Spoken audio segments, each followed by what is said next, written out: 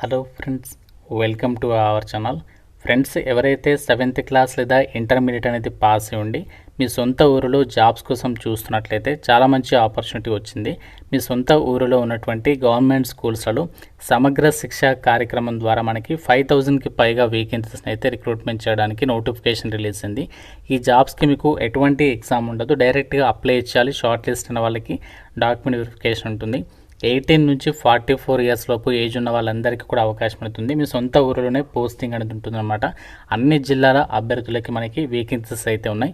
So ఈ వీడియోలో మీకు జాబ్స్ గురించి కంప్లీట్ డీటెయిల్స్తో పాటు ఎలా అప్లికేషన్ చేసుకోవాలి అన్ని డీటెయిల్స్ని క్లియర్గా ఎక్స్ప్లెయిన్ చేస్తాను. కాబట్టి చూస్తున్న ప్రతి ఒక్కరు వీడియోని లైక్ చేసి, మీరు ఏ జిల్లా నుండి ఒక వీడియో చూస్తున్నారో ప్రతి ఒక్కరు మీ యొక్క డిస్ట్రిక్ట్ నేమ్ అనేది కామెంట్ అయితే చేయండి. అండ్ ఛానల్ని ఫస్ట్ టైం చూస్తున్న వాళ్ళు తప్పనిసరిగా సబ్స్క్రైబ్ చేసుకొని బెల్ ఐకాన్ని యాక్టివేట్ చేసి పెట్టుకోండి. ఫ్రెండ్స్, మీరు ఇంటి దగ్గర ఉండి గవర్నమెంట్ జాబ్ ఎగ్జామ్స్కి సంబంధించి ఆన్లైన్లో ప్రిపేర్ అవ్వాలనుకున్నట్లయితే మన ఛానల్కి సంబంధించి ఆర్కే లాజిక్స్ యాప్లో మీకు సీనియర్ మోస్ట్ ఫ్యాకల్టీస్ చేత అన్ని రకాల కాంపిటేటివ్ ఎగ్జామ్స్కి సంబంధించి railways, bank, SSC and state government jobs అన్ని రకాల పోటీ పరీక్షలకి సంబంధించి మన యాప్లో అయితే మీకు క్లాసెస్ అయితే అందిస్తున్నాము. కేవలం మీకు 999 రూపీస్కి 1 year వరకు కూడా వ్యాలిడిటీ అనేది ప్రొవైడ్ చేస్తాము. మీకు కాంబో కోర్స్ పైన మాత్రం కేవలం 799కి 1 year వరకు కూడా వ్యాలిడిటీ ఇస్తున్నాము. మీకు ఇందులో ఫ్రీ డెమో వీడియోస్ కూడా ఉన్నాయి. ఒకసారి యాప్ డౌన్లోడ్ చేసుకోండి. యాప్ లింక్ మీకు డిస్క్రిప్షన్లో పిన్నెడ్ కామెంట్లో ఇచ్చాను. డెమో వీడియోస్ ఒకసారి వినండి, అప్పుడు నచ్చితేనే ఫుల్ కోర్స్ తీసుకోండి. యాప్ లింక్ మీకు డిస్క్రిప్షన్లో పిన్నెడ్ కామెంట్ ఉంటుంది. ప్రతి ఒక్కరు డౌన్లోడ్ చేసుకొని చెక్ చేయండి. ఇక్కడ డీటెయిల్స్లోకి వెళ్ళినట్లయితే, సో మనకి ఒక సమగ్ర శిక్షణ కార్యక్రమం ద్వారా ఏంటంటే మనకి ఒక గవర్నమెంట్ స్కూల్స్లో ఖాళీగా ఉన్నటువంటి ఈ వేకెన్సీస్ని రిక్రూట్మెంట్ చేస్తున్నారు కదా. సో ఈ జాబ్స్కి సంబంధించి మనము జిల్లాల వారిగా అయితే నోటిఫికేషన్స్ అనేవి రిలీజ్ చేస్తున్నారు. అంటే మీ యొక్క జిల్లాకి సంబంధించి మీరు మాత్రమే ఆ పోస్ట్కి ఎలిజిబుల్ అనమాట. వేరే పక్క డిస్ట్రిక్ట్ వాళ్ళకి ఛాన్స్ అయితే ఉండదు. అంటే లోకల్ అభ్యర్థులకి మాత్రమే ప్రాధాన్యత అనేది ఉంటుంది. ప్రతి డిస్ట్రిక్ట్కి సంబంధించి మనకి జాబ్స్కి సంబంధించి వేకెన్సీస్ ఉన్నాయి. అండ్ మనకి జిల్లాల వారిగా నోటిఫికేషన్స్ రిలీజ్ చేస్తున్నారు. కాబట్టి అందుకే మీకు మీ యొక్క డిస్ట్రిక్ట్ నేమ్ ఏంటి అనేది కామెంట్ చేయమని చెప్పాను. అండ్ జాబ్స్కి సంబంధించి మనము డైరెక్ట్గా అప్లికేషన్ ఫామ్ ఇప్పుడు మీకు ఏదైతే కనిపిస్తుందో ఈ ఫార్మాట్లో ఉంటుంది అప్లికేషన్ ఫామ్. సో ఇందులో వచ్చేసి మీకు బేసిక్ డీటెయిల్స్ చెప్తా ఏ విధంగా మనము అప్లికేషన్ ఫామ్ ఫిల్ చేయాలండి. సో ఇక్కడ మీరు అప్లికేషన్ ఫామ్లో వచ్చేసి రైట్ సైడ్లో మీ ఫోటో అతికించాలి. తర్వాత వచ్చేసి మీరు ఏ పోస్ట్కి అప్లై చేస్తున్నారో ఆ పోస్ట్ నేమ్ అనేది మెన్షన్ చేయాలి. నెక్స్ట్ మీరు ఇక్కడ మీ యొక్క ప్రైమరీ స్కూల్ నేమ్, అంటే మీరు ఏ స్కూల్కి అప్లికేషన్ పెట్టుకోవాలి అనుకుంటున్నారో ఆ స్కూల్ నేమ్ అనేది మెన్షన్ చేయాలి. ఎగ్జాంపుల్గా మీకు చెప్తున్నాను, ఎంపీపీఎస్ అని చెప్పేసి అక్కడ మనకి లిస్ట్లో ఉంటుంది నేమ్, ఆ స్కూల్ నేమ్ అనేది మెన్షన్ చేయాలి. నెక్స్ట్ ఎంపీపీఎస్ తర్వాత నెక్స్ట్ వచ్చేసి మండల్. సో మీ యొక్క మండల్ నేమ్ ఏంటి, తర్వాత మీ యొక్క ఫుల్ నేమ్ వచ్చేసి యాజ్ పర్ 10th మెమో ప్రకారం అనేది ఇవ్వాల్సి ఉంటుంది. అండ్ మీ యొక్క జెండర్ మేలా ఫీమేలా మెన్షన్ చేయాలి. తర్వాత మీ ఫాదర్ నేమ్, నెక్స్ట్ మీ యొక్క డేట్ ఆఫ్ బర్త్ ఎస్ఎస్సి మెమోలో ఎలా ఉంటుందో అలా ఇవ్వాలి. అండ్ ఏజ్ వచ్చేసి June 1, 2026 కల్లా మీ యొక్క ఏజ్ ఎంత ఉంది ప్రజెంట్ అది మెన్షన్ చేయాలి. అండ్ తర్వాత మీ కమ్యూనిటీ, సో కమ్యూనిటీ అంటే ఏం లేదు, మీ క్యాస్ట్. సో మీరు ఏ క్యాస్ట్ అయితే క్యాస్ట్ మెన్షన్ చేయాలి. బీసీ అయితే బీసీబీ అయితే బీసీబీ, ఆ విధంగా మీరు ఏ కేటగిరీ అయితే క్యాస్ట్, సబ్ క్యాస్ట్ కూడా ఇక్కడ ఇవ్వాలి. తర్వాత మీ యొక్క సబ్ క్యాస్ట్ నేమ్ అనేది ఇక్కడ మెన్షన్ చేయాలన్నమాట. అంటే మీరు ఒకవేళ మాదిగ అయితే మాదిగ, ఒకవేళ మీరు బీసీలో పద్మశాలి అయితే పద్మశాలి, ముద్రాజ్ అయితే ముద్రాజ్, ఆ విధంగా మీ సబ్ క్యాస్ట్ అనేది ఇక్కడ కంపల్సరీగా మెన్షన్ చేయాలన్నమాట. తర్వాత మీరు whether belongs to ex service men, ఇది ఇక్కడ నో అని చెప్పేసి టిక్ మార్క్ చేసి పక్కన నో అని చెప్పేసి రాయండి. తర్వాత డిజబిలిటీ దగ్గర కూడా మీరు ఒకవేళ ఫిజికల్లీ ఫిట్గా ఉంటే అక్కడ నో అని చెప్పేసి మెన్షన్ చేయండి. ఒకవేళ మీరు ఫిజికల్లీ డిసేబిలిటీ ఉంటే ఎస్ అని చెప్పేసి టిక్ మార్క్ అనేది ఇచ్చేయాలి. తర్వాత మీ యొక్క ఆధార్ కార్డ్ నెంబర్ ఉంటుంది కదా, ఆధార్ కార్డ్ నెంబర్ రాయండి. తర్వాత మీ క్వాలిఫికేషన్ డీటెయిల్స్, సో మీ యొక్క 10th క్లాస్కి సంబంధించి ఫస్ట్, ఒకవేళ మీరు 7th క్లాస్కి సంబంధించి పోస్టులకు అప్లై చేస్తే దానికి సంబంధించి స్కూల్ నేమ్, తర్వాత ఏ ఇయర్లో పాస్ అయ్యారు, మార్క్స్ ఎన్ని, ఆ విధంగా అన్ని డీటెయిల్స్ అనేవి ఇక్కడ రాసేసేయాలి. అయితే ఈ జాబ్స్కి సంబంధించి మనకి ఇక్కడ క్వాలిఫికేషన్ కూడా చెప్తాను. సో ఇందులో మనకి ఈ విధంగా అప్లికేషన్ ఫామ్లో ఈ డీటెయిల్స్ అన్నీ కూడా మీరు రాసేసిన తర్వాత ఇక్కడ మీరు ఫైనల్గా సిగ్నేచర్ అనేది పెట్టాలి. సో పెట్టేసిన తర్వాత మీ యొక్క ఏదైతే ఇప్పుడు డీటెయిల్స్ ఫిల్ చేస్తారో అప్లికేషన్ ఫామ్తో పాటు మిగతా ఎడ్యుకేషనల్ జిరాక్స్ కాపీస్ అన్నీ కూడా మీరు దీంతో పాటు అటాచ్ చేసేసి మనము అక్కడ అప్లికేషన్ అనేది సబ్మిట్ అనేది చేయాల్సి ఉంటుందన్నమాట. అయితే మీరు కంపల్సరీగా రెసిడెన్షియల్ ప్రూఫ్ కూడా అటాచ్ చేయాల్సి ఉంటుంది. మీ దగ్గర ఒకవేళ రెసిడెన్షియల్ సర్టిఫికేట్ లేకపోతే తీసుకోండి. రెసిడెన్షియల్ సర్టిఫికేట్ మాత్రం కంపల్సరీ అనమాట. ఎందుకంటే లోకల్ వాళ్ళకే ప్రాధాన్యత ఇస్తున్నారు కాబట్టి సో మీరు పాతదైనా పర్వాలేదు, రెసిడెన్షియల్ సర్టిఫికేట్ అనేది జిరాక్స్ కాపీ అనేది అటాచ్ చేసేసేయండి.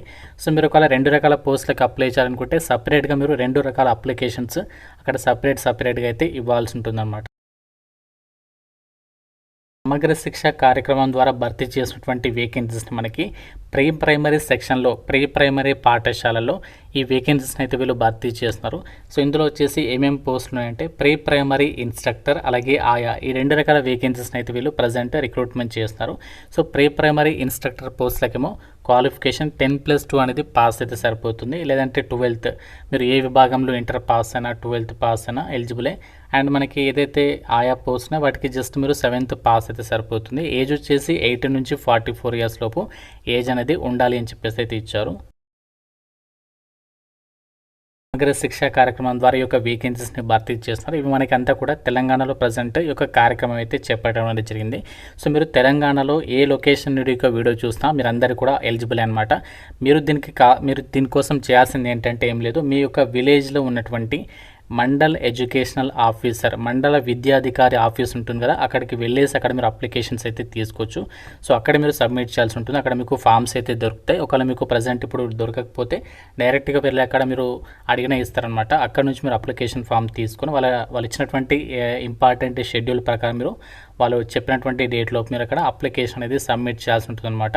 సో ఈ వేకెన్సీస్కి సంబంధించి మనకి ప్రజెంట్ దాదాపు మనకి చాలా డిస్ట్రిక్ట్లకి సంబంధించి మనకి నోటిఫికేషన్స్ అయితే వచ్చాయి. ప్రజెంట్ ఇప్పుడు మీకు చూపిస్తుందేమో మహబూబ్ నగర్కి సంబంధించి మనకి చాలా లొకేషన్స్కి సంబంధించి ఆల్రెడీ నోటిఫికేషన్స్ అనేవి రిలీజ్ అనేది చేయడం అనేది జరిగింది. సో దీనికి సంబంధించి సాలరీస్ వచ్చేసి తక్కువే ఉన్నాయి. బట్ మీకు కనుక ఎలిజిబిలిటీ ఇంట్రెస్ట్ ఉంటే మీ ఫ్రెండ్స్ అండ్ ఫ్యామిలీ మెంబర్స్కి డెఫినెట్గా షేర్ చేసే ప్రయత్నం అయితే చేయండి. ఎవరికొకరికి ఉపయోగపడే అవకాశం అనేది ఉంటుంది. సో ఇన్స్ట్రక్టర్ వేకెన్సీస్కి అయితే 8,000, ఆయా పోస్టులకి అయితే 6,000 రూపీస్ చొప్పున మీకు పే చేస్తారు. సో వాళ్ళు ఇది మనకి అవుట్సోర్సింగ్ బేసిస్ కింద తీసుకుంటున్నారు. మనకి ఇది పర్మనెంట్ జాబ్స్ అయితే కాదు. సో వాళ్ళ రిక్వైర్మెంట్ ఉన్నంత వరకు ఈ యొక్క జాబ్స్ అనేవి మనకి ఉండడం అయితే జరుగుతుందన్నమాట. సో మనకి లాస్ట్ డేట్ అంటూ మనకి పర్టికులర్గా ఏ జిల్లాకి ఎప్పుడు లాస్ట్ డేట్ అనేది పర్ఫెక్ట్గా అయితే చెప్పలేమన్నమాట. సో మీరు మీ యొక్క జిల్లాలో ఉన్నటువంటి మండల ఎడ్యుకేషనల్ ఆఫీసర్ ఎంఈఓ ఆఫీసర్ ఉంటాయి కదా, అక్కడికి వెళ్ళి మీరు అడిగితే చెప్తారనమాట పర్ఫెక్ట్గా మీ జిల్లాకి ఎప్పుడు లాస్ట్ డేట్ ఉంది ఏంటి అనేది. ఇందులో మధ్యవర్తులు ఎవరు ఉండరు అండ్ మీకు ఎటువంటి ఫీజు అయితే ఉండదన్నమాట. కంప్లీట్లీ ఇది ఫ్రీ రిక్రూట్మెంటే. ఎవరు డబ్బులు అడిగినా కూడా మీరు ఎవరికి కూడా రూపాయి చెల్లించాల్సినటువంటి పని లేదు. అయితే సెలక్షన్ ఎలా చేస్తారంటే ఎవరైతే అప్లికేషన్స్ ఇస్తారో సో అభ్యర్థుల్ని షార్ట్ లిస్ట్ చేసేసి డైరెక్ట్గా డాక్యుమెంట్ వెరిఫికేషన్కి పిల్ చేసి ఈ వేకెన్సీస్కి అయితే సెలక్షన్ చేస్తారు. మీ క్వాలిఫికేషన్ వచ్చిన మార్కుల ఆధారంగానే అభ్యర్థుల్ని ఎంపిక అయితే చేస్తారనమాట. తెలంగాణలో మనకి రిలీజ్ చేసినటువంటి యొక్క వేకెన్సీస్కి సంబంధించి ఎన్ని స్కూళ్ళలో యొక్క వేకెన్సీస్ని భర్తీ చేస్తారంటే టోటల్గా మనకి 2,769 యొక్క ప్రైమరీ స్కూల్స్లలో ఈ యొక్క వేకెన్సీస్ని ఒక్కో స్కూల్కి 2 పోస్టుల చొప్పున మనకి రిక్రూట్మెంట్ అనేది జరుగుతుంది. కాబట్టి మనకి 5,000కి పైగానే వేకెన్సీస్ అనేవి ఉండడం అయితే జరిగిందనమాట. సో దాదాపు మనకి 33 జిల్లాలకి సంబంధించి ప్రతి డిస్ట్రిక్ట్లో కూడా మనకి వేకెన్సీస్ ఉన్నాయి. కాబట్టి సో మీరు ఏ జిల్లా వాళ్ళు మీరు పర్టికులర్గా మీ యొక్క మండల ఎడ్యుకేషనల్ ఆఫీస్ వెళ్ళేసి మీరు అక్కడ డీటెయిల్స్ అనేవి తెలుసుకోవచ్చు అనమాట. సో పర్టికులర్గా మా జిల్లాకి సంబంధించి వేకెన్సీస్ కావాలంటే అందరికీ కూడా చెప్పలేము కాబట్టి సో మీకు ఒకవేళ అప్డేట్స్ కావాలంటే మన టెలిగ్రామ్లో అండ్ వాట్సాప్ గ్రూప్లో జాయిన్ అవ్వండి. మీకు వెంటనే అప్డేట్స్ అయితే అందిస్తామంటాం అక్కడ నుంచి కూడా. సో ఇది మనకి తెలంగాణలో యొక్క సమగ్ర శిక్ష కార్యక్రమం ద్వారా ఈ యొక్క ప్రైమరీ స్కూల్స్కి సంబంధించి వేకెన్సీస్ని భర్తీ చేయడానికి సంబంధించి డీటెయిల్స్ మీకు అన్ని డీటెయిల్స్ క్లియర్గా అర్థమయ్యాయి అనుకుంటున్నాను. ఇంకా మీకు ఏదైనా డౌట్ ఉంటే నాకు కామెంట్లో అడగండి. ప్రతి ఒక్కరు వీడియోని లైక్ చేసి మీ ఫ్రెండ్స్ కూడా డెఫినెట్గా అయితే షేర్ చేయండి అండ్ ఛానల్ని సబ్స్క్రైబ్ చేసుకోండి. Thank you so much guys.